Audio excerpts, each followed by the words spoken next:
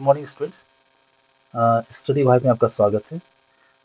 11 to 13 JPSC का जो series चल रहा है, इसमें ज्योग्राफी का मैंने ऑब्जेक्टिव क्वेश्चंस का सॉल्यूशन दे दिया है और अभी डिस्क्रिप्टिव क्वेश्चंस का सॉल्यूशन दिया जा रहा है। आज मैं इसका थर्ड क्वेश्चंस जो differentiate between tropical temperate cyclones है, इसका सॉल्यूशंस मैं दूंगा।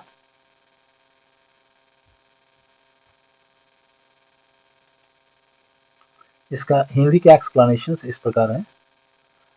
उष्णकटिबंधीय चक्रवात और समशीतोष्ण चक्रवात में अंतर बताएं। चक्रवात वायुमंडल में कम दबाव वाले केंद्र के चारों ओर घूमती हुई वायु की एक बड़ी प्रणाली होती है। इन्हें मुख्य रूप से उनके बनने वाले स्थान और गुणों के आधार पर दो प्रकारों में बांटा जाता है: उष्णकटिबंधीय चक्रवात और समशीतोष्ण चक्रवात। इन्हें एक्स्ट्रा ट्रॉपिकल या मिड लैटिट्यूड चक्रवात भी कहा जाता है। ये दोनों ही तूफानी प्रणाली हैं, लेकिन इनमें कई महत्वपूर्ण अंतर होते हैं। पहला, उत्पत्ति और स्थान। उष्णकटिबंधीय चक्रवात समुद्र के गर्म जल पर बनते हैं, विशेष रूप से 5 डिग्री से 30 डिग्री अक्षांश के बीच, जहां तापमान 26 डिग्री सेंटीग्रेड से अधिक होता है। यह मुख्य रूप से हिंद महासागर, कैरेबियन सागर और प्रशांत महासागर में बनते हैं।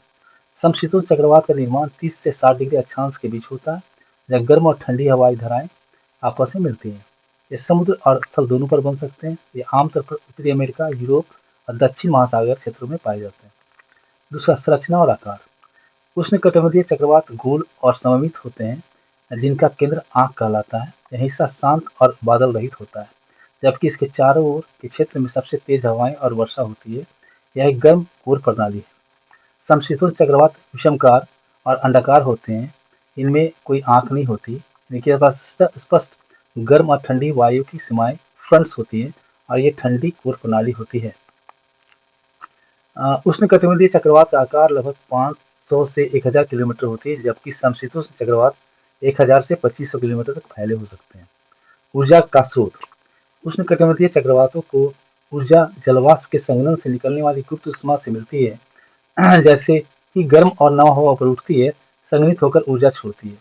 समशीतोष्ण चक्रवात को ऊर्जा गर्म और ठंडी वायु के बीच के तापमान अंतर से मिलती है।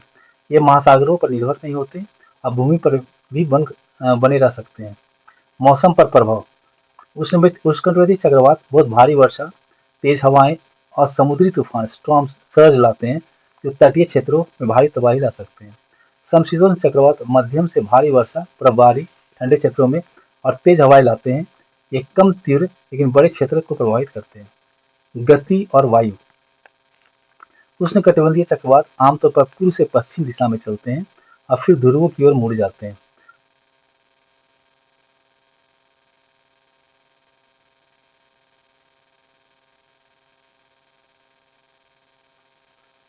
इनका जीवन काल 5 से 7 दिन होता है।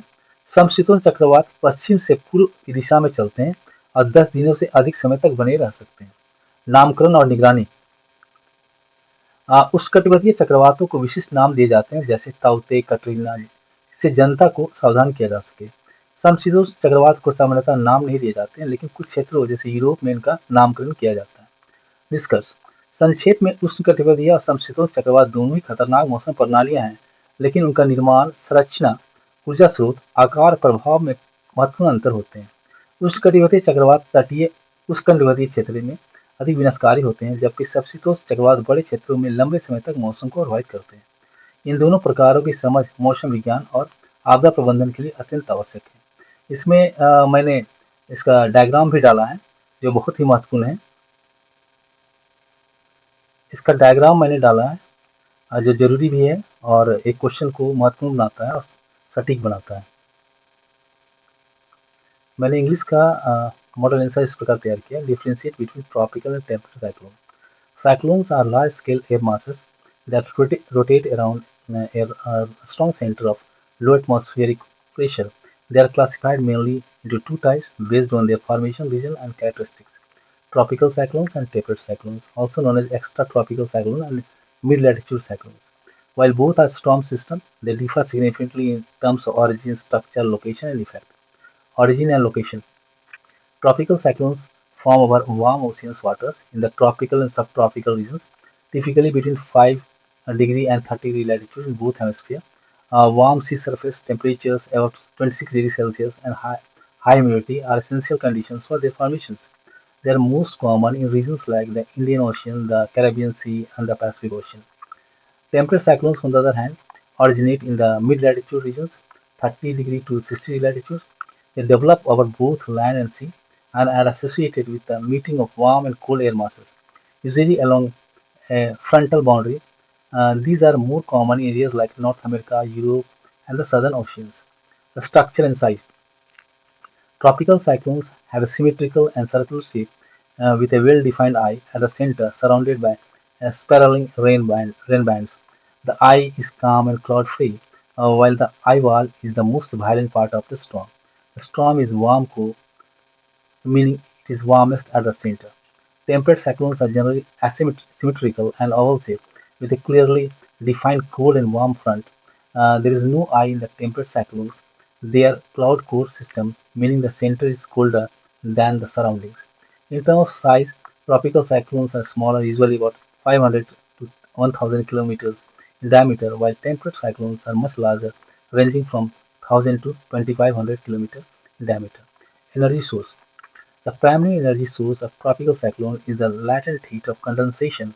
As moist air rises and condenses, it releases energy that fuels the storm.